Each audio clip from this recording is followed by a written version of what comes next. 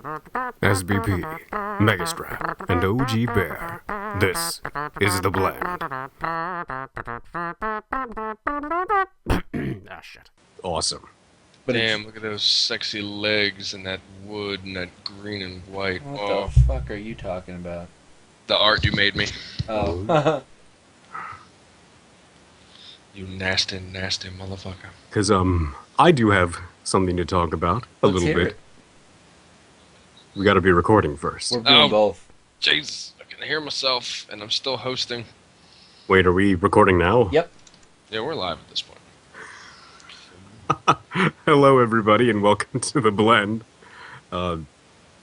I'm Austin from Sentient Blender Productions.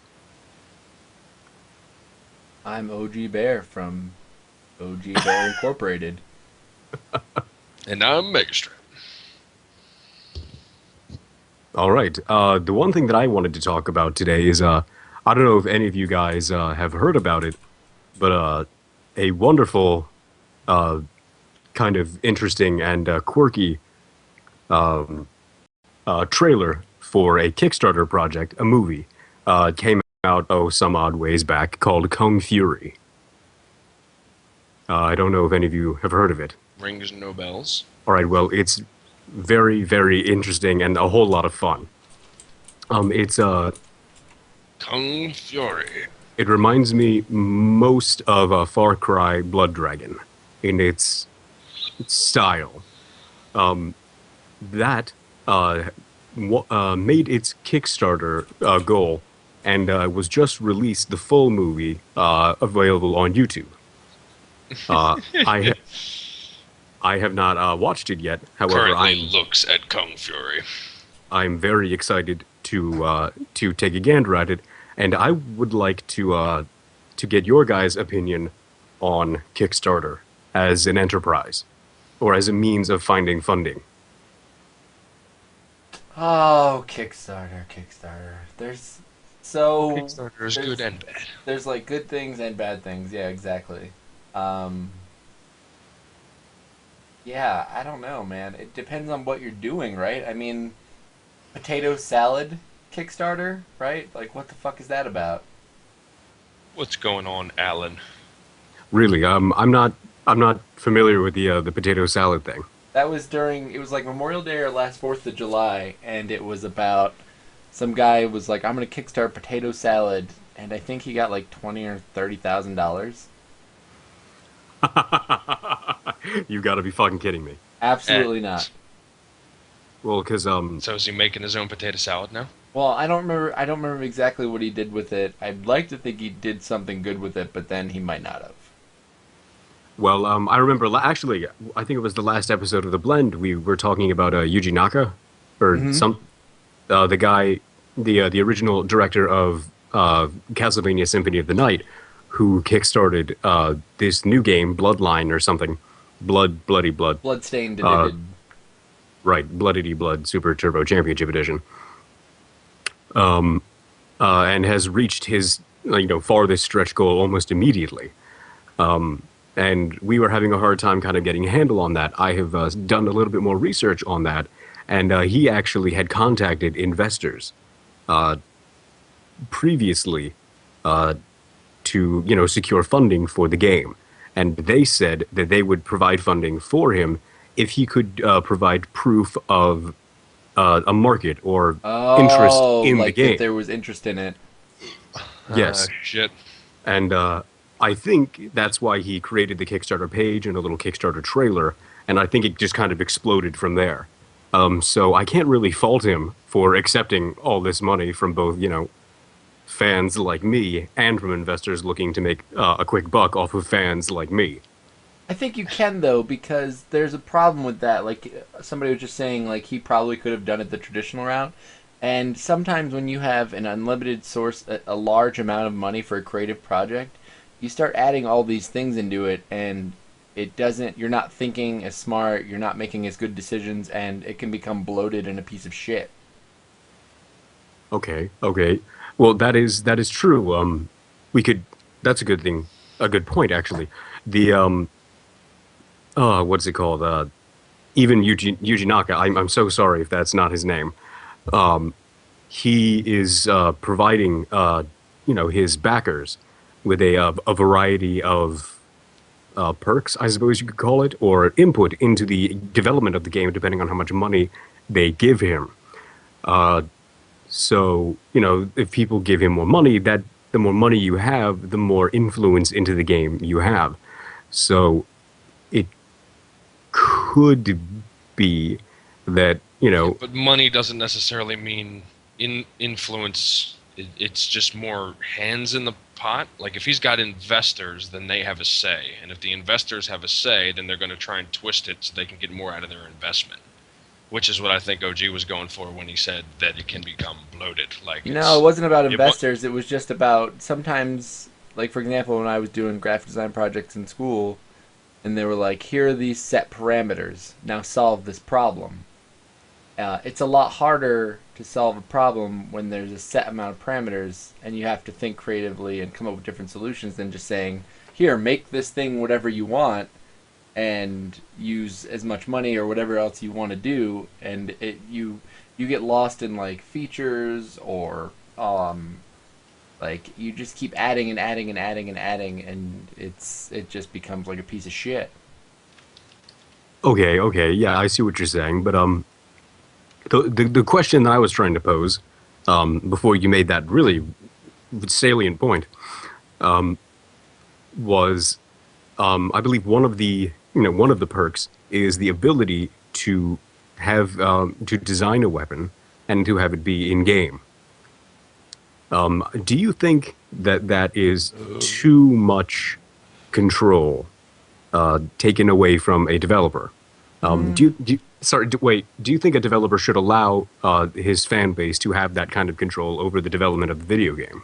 It's one weapon. It's a cosmetic thing. I mean, I think it's fine. I think it's just like when sometimes people, when Oh no, we're no, on, what?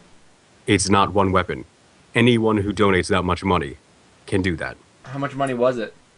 Oh, it was something like, I mean, I could look up the Kickstarter page right now. Well, no, I mean it's probably an exorbitant amount of money. It's multiple hundreds at least. multiple hundreds. That's I don't know. I mean, what does design include? Does it include like the statistics for the weapon, just the look of it? I mean, because there's a lot of great artists out there that could probably give like add some new flavor to a game, but also could give him ideas that he wasn't even thinking about, other avenues to explore. I mean, that's true, but do you really? I think that might be just a bit too much control, given away. I don't know if it's too much control given away. I mean, it's definitely dependent on how many people are actually in that tier and how many weapons are going to be in the game. Because if it's like Symphony of the Night, there's a lot of weapons in that game, and I don't think, you know, like I said, depending on what level of design is included with these weapons, how much it can influence the game. I think it's just a way for people to be like, "Hey, I helped. I did this." I just like in FTL, if you donated a certain amount, your name would be a default character name. Okay, that's pretty like innocuous and innocent and fun. Yeah. And I do have to say that my love for Shovel Knight is no secret, and that is a Kickstarter success story. Yep. So I am so absolutely on the fence about this. It depends on. I mean, they just say design a weapon. It's got to be like. It has to be approved or something. I don't know. Maybe it's just like a skin. Maybe it's a bunch of skins for certain weapons, and there you have the same. Yeah, Yuji Naka is a legendary game developer, at least in my eyes. So I don't think any amount of money will allow would be willing to sway him into putting some sort of like, I don't know, 11-foot dildo as a weapon into the game. I don't think that's going to happen anytime soon. Exactly, and oh fuck! I just forgot what I'm gonna say. Son of a bitch. Never mind. Exactly. All right. So that's the blend for you. We discuss a topic at length and come out to I'm on the fence about this next topic. Any of you guys? Well, I don't. I don't like I said I didn't have topics, man. I don't think The Witcher's a 10. Oh, you son of a bitch! I No, mean, I'm not. These two could fight it out. I've never played any of the Witchers, and I would love to. And my question is, should I start at the beginning? I think you should always start at the beginning. Well, yeah, starting at the beginning isn't a good idea. CD Projekt Red has said that they're the developers of the Witcher series of games. Hmm. Uh, that The Witcher 3 is a good starting off point. They've developed like the beginning of the game so that people who have not played the other two games can ease their way into the series. Hmm. But I think that's a little bit bullshit.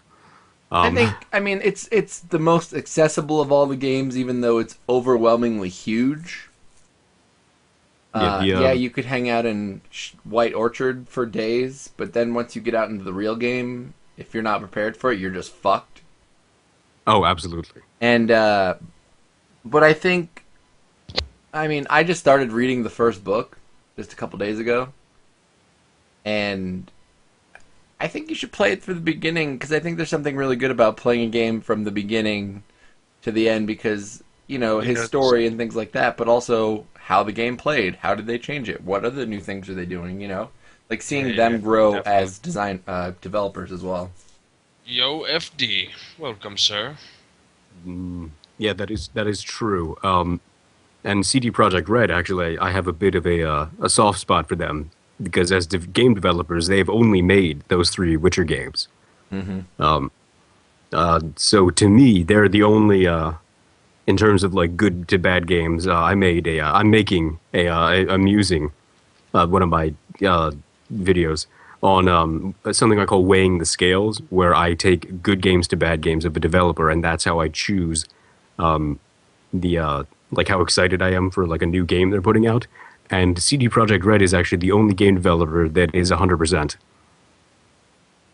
Well, no. What about Yacht Club games? They've only made one game. Oh, well, yeah, I guess, damn it. But that's 100% for you, though. I mean, sure. I just I think it's a great game. Unfortunately, it still falls into that yes dear category game for me a little bit. I don't like how you can't kill NPCs. You can't just. I mean, if you have this amazing, well developed world as far as story and stuff, and then the actual physical world that you're in, why can't you just do anything? Like obviously not like Grand Theft Auto, but in Fallout you can kill very important characters and you're gonna just have to keep playing or figure that shit out. Same for Dark Souls. Okay, I understand that. And again, my love for Fallout is no secret either. But in the defense of The Witcher, those other, sprawling RPGs that you're talking about that give you almost unlimited freedom, that is a character that you have created for yourself. That is a story that you are building almost from scratch. The Witcher is, has a very Geralt of Rivia is a very established character. Mm. So you have a little bit of choice in terms of narrative, but you have to understand that you're not really playing as, OG Bear or Austin in the skin of some character. You are Geralt of Rivia playing through the end of his adventure. Yeah, and I mean I get that, but and you touched on it, they give you some narrative choice, but to me then don't I feel like just that little bit of choice is not enough for me. Like that's paltry and it really rarely changes a lot as I found out when playing it. I mean, there's stuff that'll change later, but it's just like, meh, I mean, why do that? Just have it as a set linear narrative, and then you could still go and do anything you want. Because I mean, if you're gonna, I don't know, it feels like there's just the idea of the open world and an open narrative. Just I feel like it wants open options in playing. Like if I can piss off the guards, why can't I kill the NPCs in the town? You know. And it's not just Hmm. about killing All right. people. I know it sounds like that. I will Um, concede that. But And it's a yeah, matter it of does kind of sound. if they say that they give you free will, they should give you free will.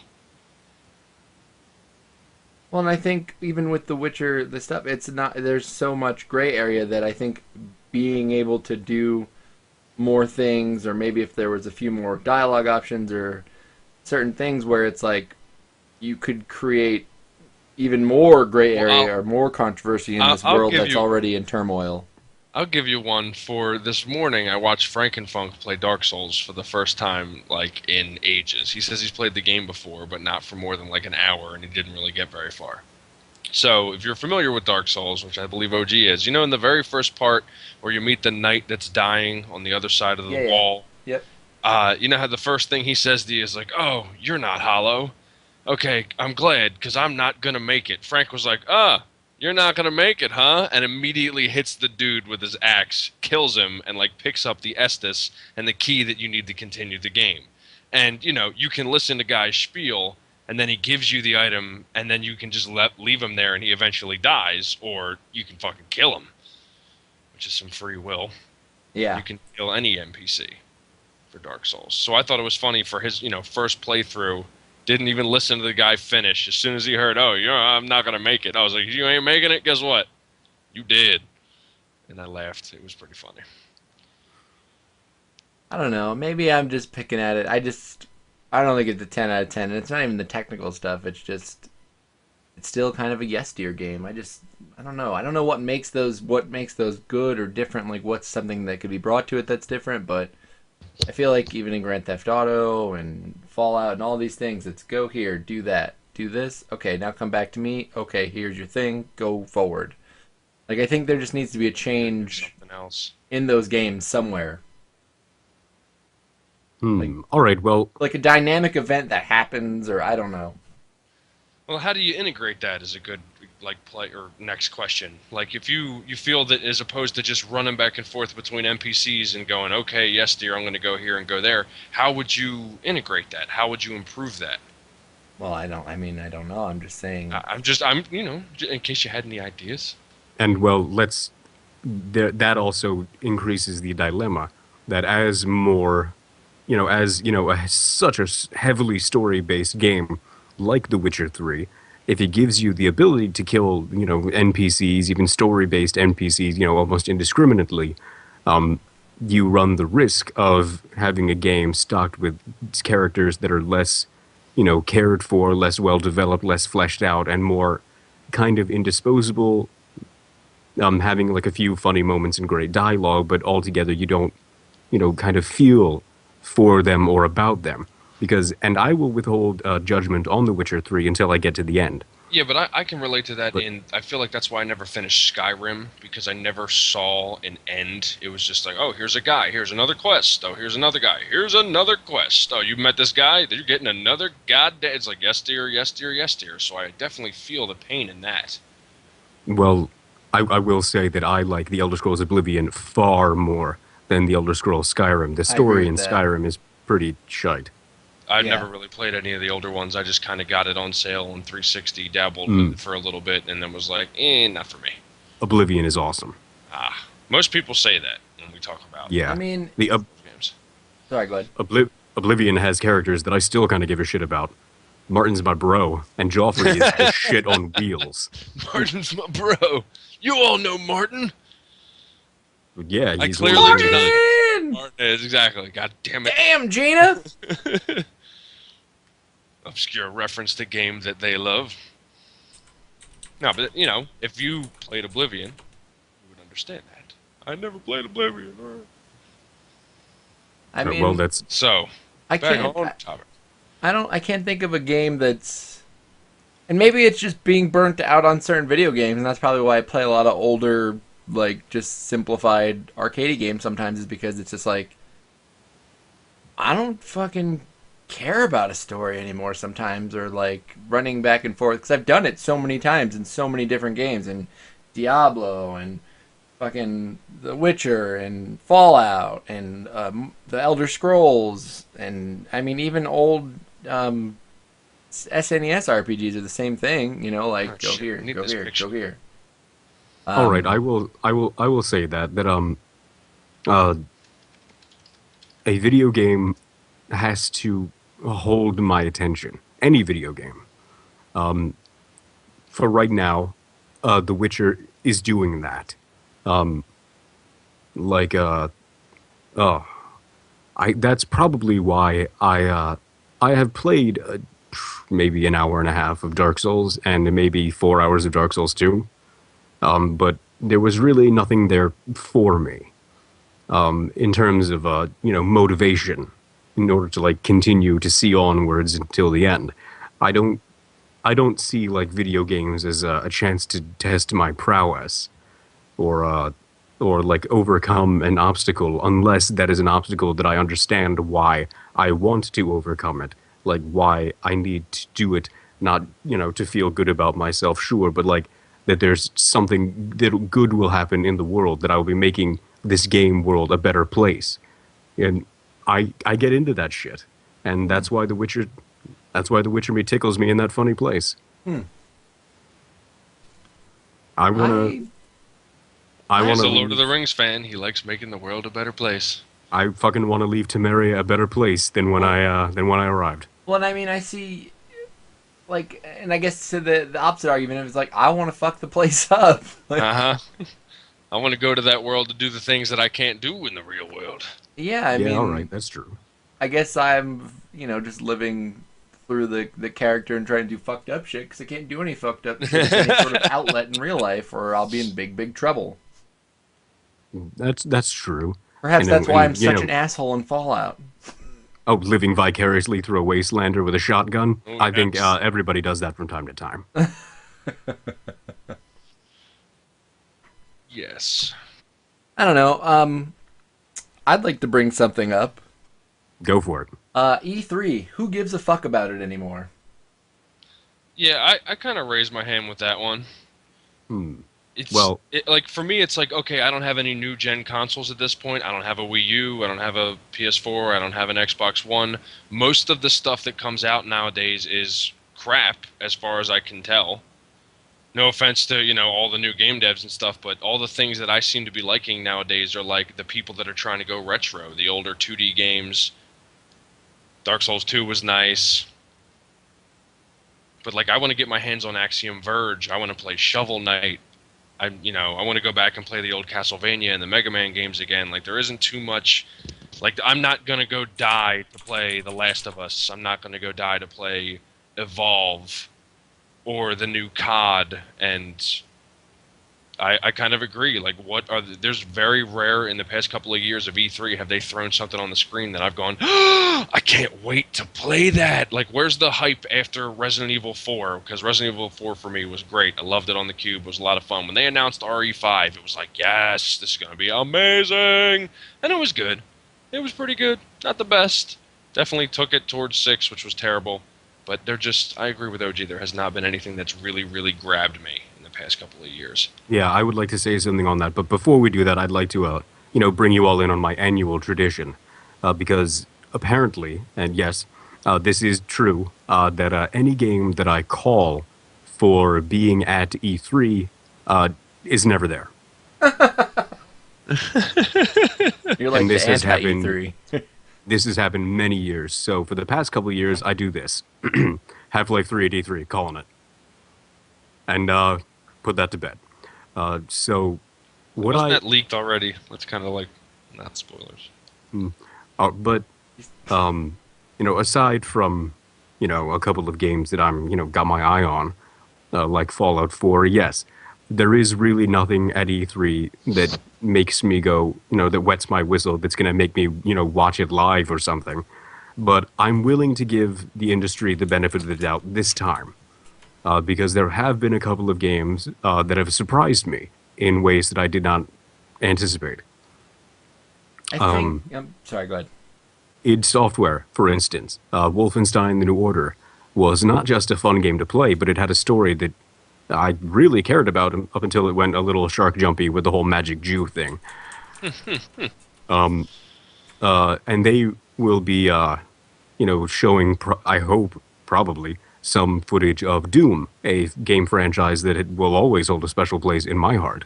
So, there is a few things that will keep me looking at E3, but yeah, I'm not expecting to have my socks blown off.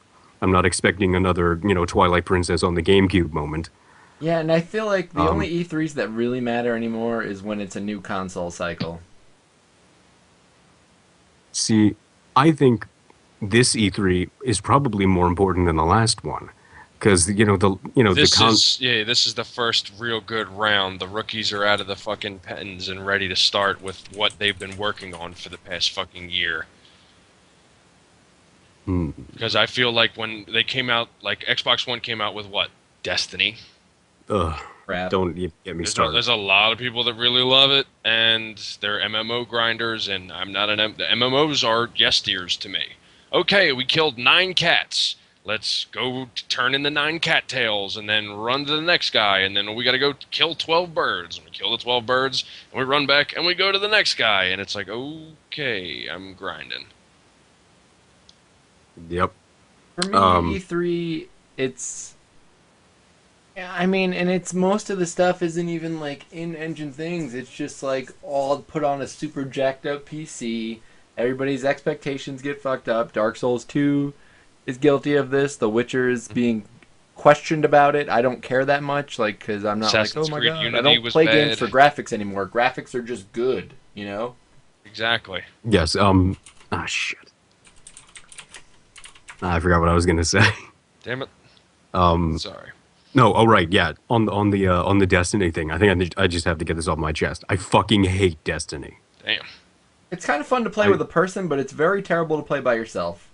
No. I've played it. I played it a lot with my friend Ian, who is also a member of Sentient Blender Productions, who still plays Destiny regularly and is amazing at it. But I fucking hate that game because, like I've told you guys, that story is very important to me. The story's not very good. And by the time I got to Venus, this one line made me hate the game. I was on the fence until I was at that place, and we met that robot who, for some reason, has boobs. And she says, "I don't even have time to explain why I don't have time to explain." Oh yeah, he told me that. I went, "You fucking asshole! This is a video game. Explaining that's your job. You are exposition." You mean the part where he's like, "That was a wizard on the moon. That wasn't what did it for you?" Oh, that wizard came from the moon? Yeah, like Make a game about that. I want to see fucking moon wizards. Yeah. it's I mean, well, and I'm pretty sure what I've heard and read is a lot of that game just got fucking chopped off at the end and like parts ripped out because they wouldn't. They just were like, no, we're not setting it like this, and apparently there's a lot of things that went wrong with that internally. You know, that's Bungie with Activision now. Oh yes. So they could have heavily devoted money and time to making a great storyline and a campaign that people could play through by themselves or with friends, and the multiplayer, or dedicate all that time to the multiplayer. And that's what they did. Everything has just been heists and raids and things that you do with groups of people against giant monsters that you do like 2 damage to at a time and grind them all the way down to dead and get a whole bunch of loot for it. Yeah, words. Yeah, that not for me. I agree. I've watched a little bit of it. I mean, to be fair, Borderlands is the exact same thing, just quirky. Same deal. When I had a group of friends that could play it, I was totally in it. And the first one, I could play by myself and not get bored. But the second one, it was like, I need a group of people for this. Yeah, all right, I'll do that.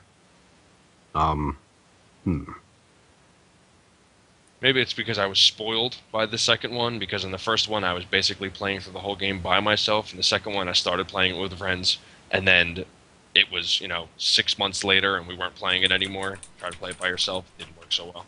Yep. And somebody just said, oh, well, Borderlands has a storyline. You mean Get to the Vault? Riveting. Yeah. Riveting stuff. It is humorous. I'll give it that. It's definitely humorous, but Get to the Vault, fight creature, and next Borderlands, you're Vault Hunters. Okay, let's. I don't know how long we've been doing this, but approximately 41 minutes. 30 all right, minutes. so I think I would like to bring up one more topic for discussion before we bring this to a close. Go for it. All right, someone by the name of Gususavez. Jesus saves. Jesus saves. Jesus saves. Okay. Yeah. I like said that name. mentioned the fact that Peter Dinklage was, a main feature in Destiny as a voice actor. That is not a very good example of, a AAA talent in video games. Ugh. But I think it is possible that you know with better voice talent and better writing, I would like to see video games become more recognized as an art form, because I think if we could make that distinction, then I think we would see perhaps a renaissance of video games in terms of developing, not so much more mature, but definitely more nuanced storylines. Like Charles Dance being in The Witcher 3, for instance. It's not going to set the world on fire, but it definitely made me go, oh shit, look I at know that. that voice. Well, I mean, I think it already is. Whether people accept it or not, it's the hardest art form because it's every little bit. It's interactive, it's music, it's visual, it's psychological. I mean, it is the ultimate interactive art form. Like the fact that there's so much going on with it, and it'll for many reasons it'll never reach that level outside of the group of people that are already part of it. Because of all the negative stigma associated with it, and some of it is our fault, and some of it isn't. But We'll leave that for another blend. but I just don't think. I mean, I think it's interesting that you say you want it to be like recognized as that. But if you already recognize it as that, then why does it matter? Because I'm not a video game developer. No, but you're saying like they. I bet they. I'm sure. Besides, if you were to leave the boardroom out of this and all the investors and things, I mean, Oh no, there's no. artists. Oh, oh yes. Don't get me wrong. I believe that everyone who makes video games has an absolute passion and considers what they do, and a legitimate art form. Like painting or sculpting or comedic, rap battle. But I definitely think that there is somewhere a ceiling or a wall that that we currently are kind of butting our heads up against. Like I'm not a huge fan of Grand Theft Auto, but Play online with some friends. You will um, change that tune. but in I think in Grand Theft Auto 5 there was a lot to enjoy. Uh, the fact that a lot of the characters in the game were biting commentary caricatures of the things that the game developer saw in the real world, especially in Los Angeles. But at what point does it stop becoming satire and start becoming, over the top for over the top's sake in order to gain publicity and sell more copies?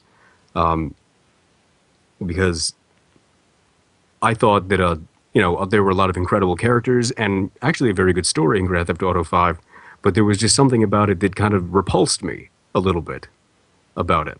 Have you ever been to Los Angeles? Yes. Do you not find it repulsive in real life? That's not exactly what I meant. No, but I'm Uh, just saying, like, I think there's a lot of violence that's over the top, I think, and, obviously language is an issue, but I think the parody and the satirical nature of Rockstar has always been pretty spot on, and not necessarily just to do it to do it. Like, the way, like, okay, okay. when you're chasing, what is it? I forget. I'm trying to remember some instances, but I didn't feel like it was ever just it never felt like not South Park. There was something that was just shitty to be shitty. What was it called? Drawn Together. Have you ever seen Drawn Together? Yeah. Yeah, a little bit.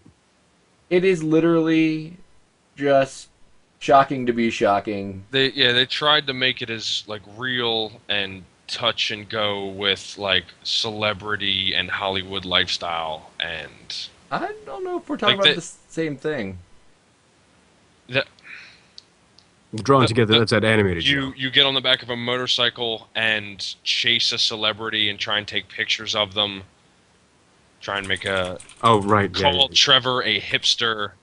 Oh yeah, no, I thought you were saying Like about Drawn Together. I was just saying Drawn Together. Yeah. no. Yeah. I was focusing more on the GTA rather Went than back. Sorry. Sorry.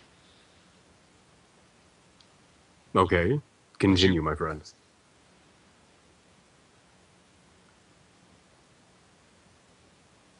I think that the story is very sappy in GTA 5. There's moments of like very fun missions and very fun interactions between the characters. Very funny rather than fun. But it's definitely moments where you're like dock worker sim and it's very dry and you're like, okay, can we just get in a taxi cab and ride to the end of this mission because I don't feel like driving 10 minutes to get to the end of it. Yeah, that's true.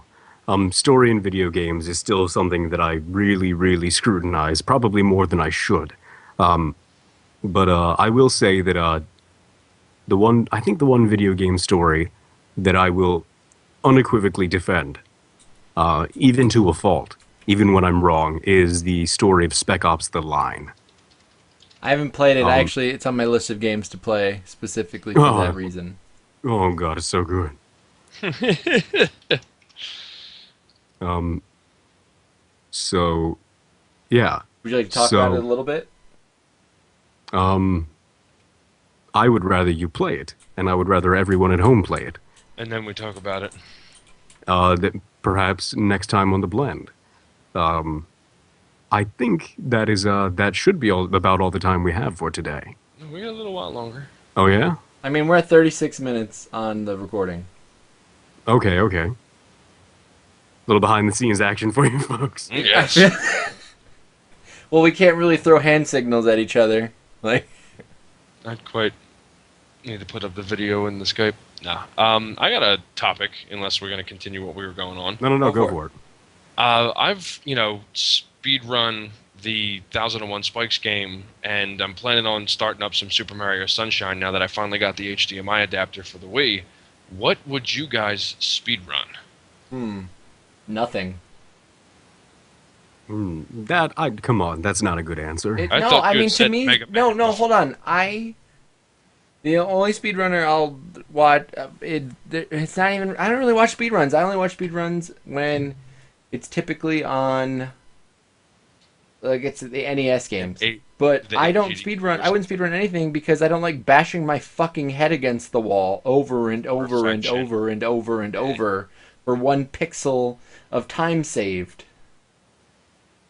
I don't know. I'm not. I rarely ever play a game twice. So asking me, what kind of game that I would like to speed run is, definitely putting me out of my comfort zone. So, but I would definitely like to try. This seems like an interesting exercise.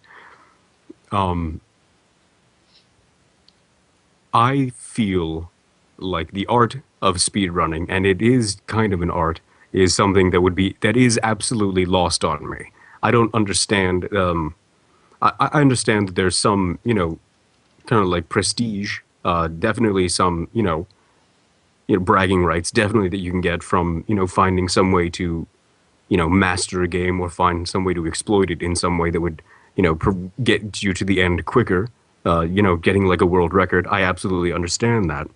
But the only speedrun that I've ever watched that really made me go, that's really fucking cool, was Tim Schafer and Double Fine Productions invited a speedrunner of Psychonauts into their studios, into their office, and they filmed him doing a speedrun of Psychonauts, and the entire production team of Psychonauts, including Tim Schafer, watched him do it, and he talked to them about how he like deconstructed and made his way through their game, shaving hours and hours and hours off of his time, and just like watching them go, "Oh my god, I can't believe we fucked that up." Like, if there was a way that I could, have that kind of fun doing a speedrun, I would absolutely do it. But I don't really think there's anything in it for me. Yeah, man. I think, I don't know. I mean, I like speedruns Shovel that Shovel don't. Knight. I would manipulate or speed on cheat Shovel the Knight. system. Like, just win on skill. Well, Okay, yeah, yeah. yeah. Glitches and skips aside, definitely. I'm like, you can, do any category you want. Just beat the game as fast as possible, which is any percent. Yeah, but No, no, you're good. no, You, I know I'm You, good. I'm you not really worried wanted about us to be that. I'm like just saying, you. like, I I don't know, man. Like, I don't just don't get it. I don't. Like, to me, it's insanity.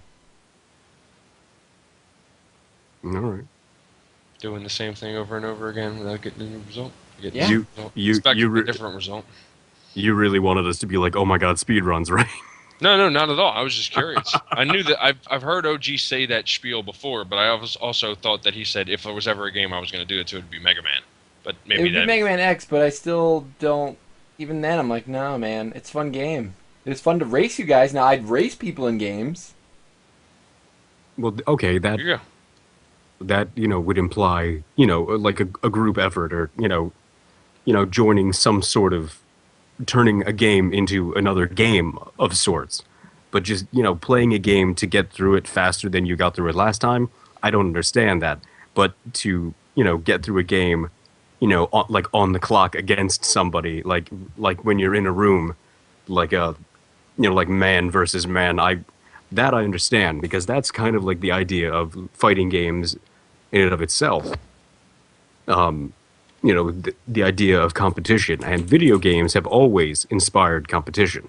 That's Yeah. why multiplayer is so popular. And I think, yeah, that would be great. In that way, I would say speedruns totally for it.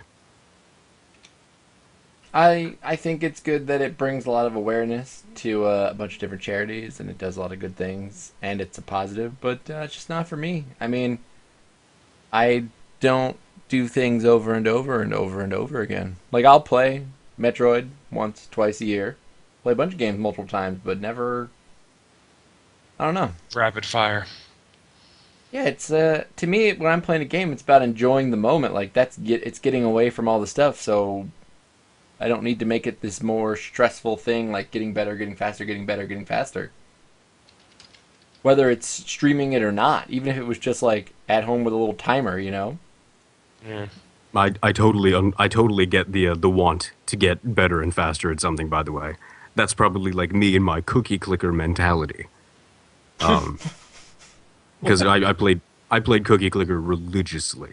I played it for Because a day and I was like, I had all these things auto clicking, and I'm like, okay, I'm done with this.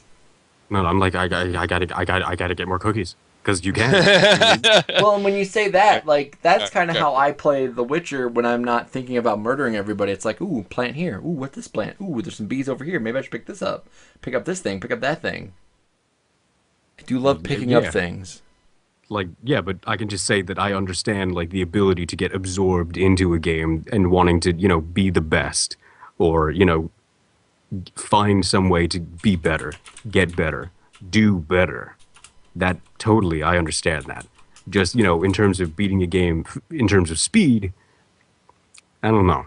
Not for me. I will say that by the time I finally broke my cookie clicker addiction, I had more cookies than there were stars in the observable universe. God damn. That is absolutely true. There's millions and millions and millions of cookies. Trillions and trillions and trillions. That's a lot of cookies, dude. That is 1 cubic shit ton of cookies. 1 cubic shit ton. Yes. I feel like Or everybody a thinks I'm just crapping on stuff again. I'm just skeptical, man. or a buttload, which is actually 127 gallons of wine. Mm. That is what a buttload actually is, Mm. the French term. So, all right. I'll take a baker's dozen of cookies. All I Baker's need. dozen of shit ton cookies. Well, that's 13. I know, that's all I need. That's all you need. Well, it's 13 if you're the baker. Well, It's no, 12 if you're the yeah, guy well, receiving the cookies. it's 12 if you get the cookies. Because the baker ate the cookie.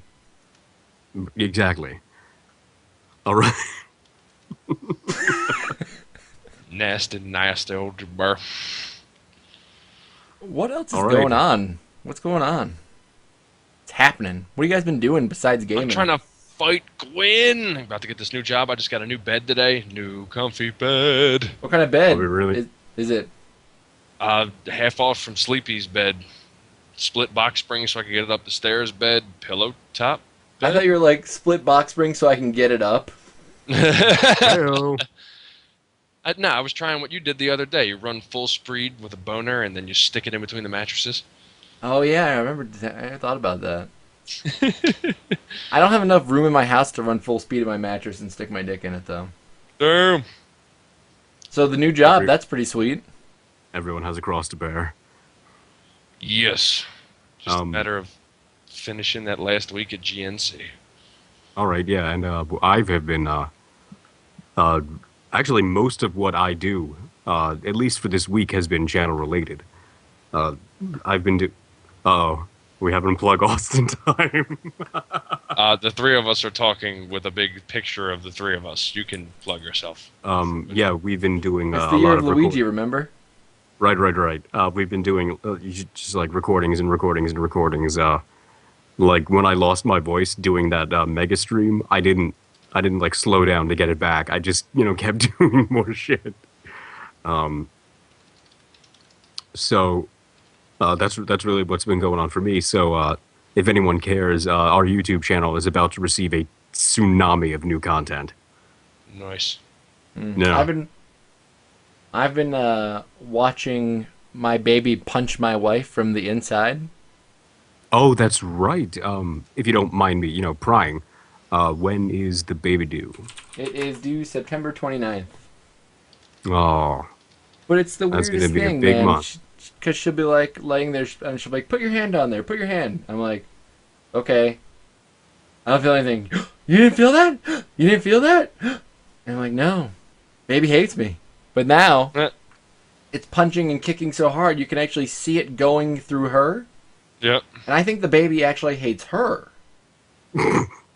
Now they do that. They stretch. I used to like put my feet up against my mom's ribs and push in the womb. Oh, that's I lo- awful. I love you so much, Megastrap. You just don't even know how much I love you. Of My course.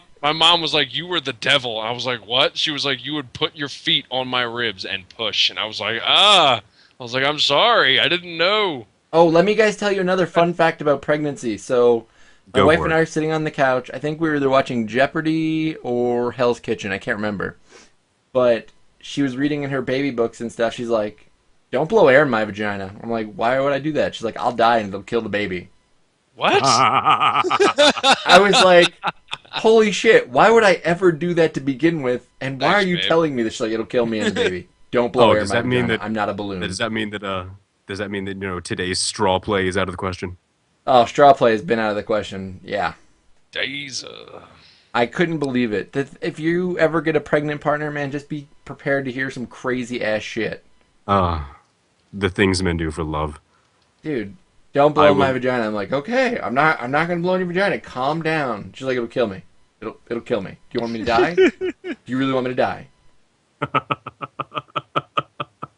This video game discussion has taken a very, very strange turn. For the No, it's pregnancy. not. See, that's the thing though. It shouldn't just be. That's why I think we should either do this before or after. Like a little bit of what's going Yeah, on. we always do a Yeah, mix. yeah, Like let's last do it, time we let's do talked it. about movies, and then we talked about video games. This time we talked about video games. Hey, and then we talked speaking of about life. movies, have you guys seen Birdman? No, I have Oh. not, but that is on my list. Oh, you haven't? I haven't. It's good. Real good. Okay, good. Did either of you watch Snowpiercer, the movie that I recommended to you last time we were doing Not the yet. I blend? did write it down though. All right, well, I will watch Birdman, you watch Snowpiercer. I think that's a good idea. Damn it! I And wish you... Megastrap will watch Space Jam. No, Megastrap gets to watch people having birth. Oh, Jesus. Everybody get up! It's time to slam now. I know, I Got actually a think good Space Jam is the thing worst going option. on. No, dude, Like Space Jam is the Space best. Jam. It's your chance. Do your dance. That's It's a Space Jam. All right. Alright. Wave your hands in it. What have you started, Blenders? Dude, Space Jam's the shit, first of It all. was. When you were a kid, that movie was God. Mm, You don't like Space Jam? I'm not on the Toon Squad. I'm sorry. Oh my god. Are you a fucking Monstar? So what did you watch as a No, kid? Batman the Animated Series. That was good too, but Good. Space Good. Jam's the shit. You never caught any Looney Tunes? Tom and Jerry? Oh, Sylvester and Tweety Bird? I was watching Batman the Animated Series and James Bond movies, actually. That's a fun story. No wonder. And then somebody gave you a book and it was over for your fucking pimpin' life. I'm waiting for the fun story. Oh Well, god. No,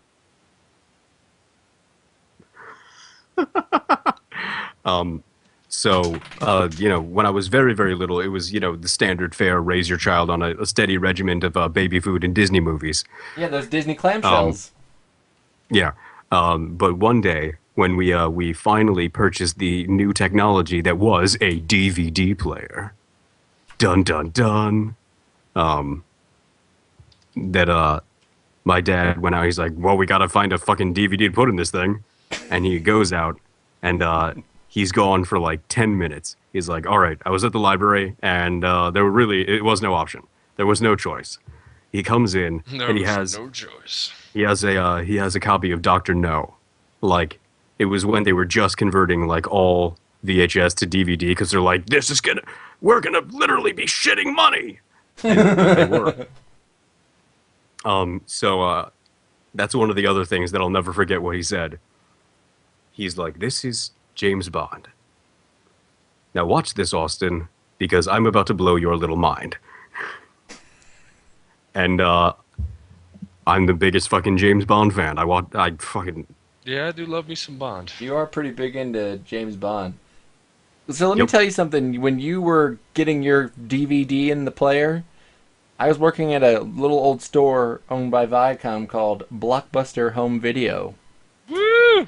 And Throwback. Whoa. at this point, we were converting over from tapes to DVDs, and, well, what better way to do it than to make an altar of tapes and karate chop through every tape? Ah, well love done, it. Daniel-san. So that's what, like, inventory and stuff was. When you were getting your DVD, I was destroying all the videotapes. Just like Well, in then- Futurama then when the they- second coming of Christ wiped out all the videotapes. All right. No Futurama fans, that's fine. No. I I still love have the to get show, into but it. I Holy didn't- shit, I want to punch Jesus Saves in the face. Daniel Craig is not a shitty Bond. Well, he's better than Pierce Brosnan. That's not saying a lot. That's not saying a lot. Yeah, that's like whenever somebody asks me how good I am at playing the bass, I go, "Oh, I'm better than Richard Simmons." Oh, I thought you were going to say you're better than Flea. Damn. Yeah, no. Flea is good at bass. Well, I mean, bass is pretty easy though, right? No. It's no.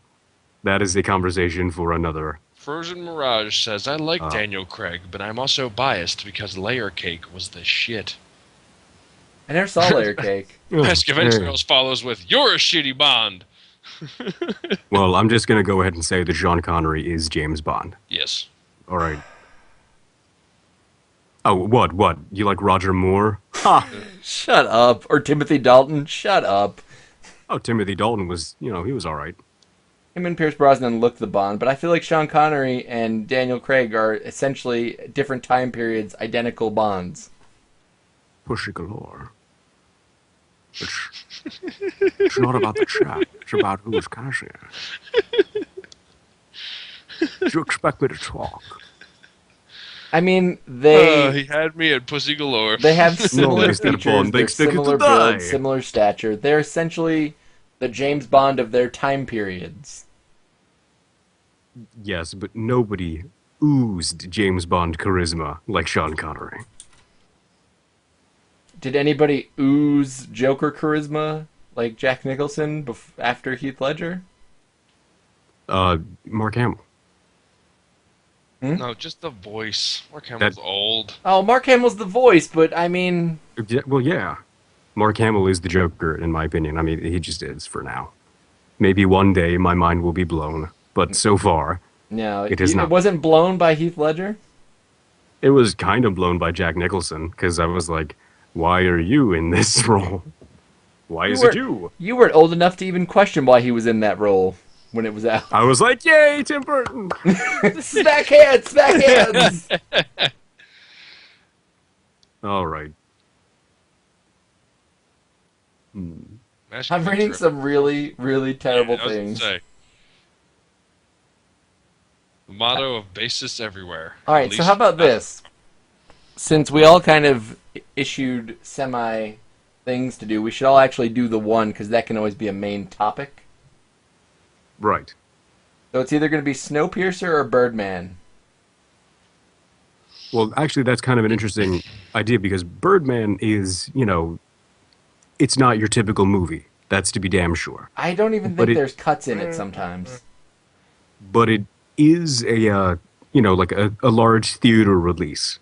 It was a bit of a box office draw. Now, Snowpiercer, I don't think was ever in theaters. It's much more low key, but it is absolutely worth watching. So, do we want to go? Like the Oscar buzz movie, which is Birdman, or the criminally underappreciated Snowpiercer, and then we talk about, the industry in that way. Well, I don't Depending on think which it one was you watch. commercially successful. I think it was, like, critically successful, Birdman, first of all. Commercially, I don't think it... I mean, I didn't hear about it until the Oscars came around. Okay, well then I would leave it up to you. Well, I don't care that Choose. much. I was just saying. I'm just, fact-checking you. I'll do Snowpiercer. Sounds like a cool name. Fuck it. I'll do Right. Birdman. Birdman. And then since I've seen Snowpiercer, I will watch Birdman.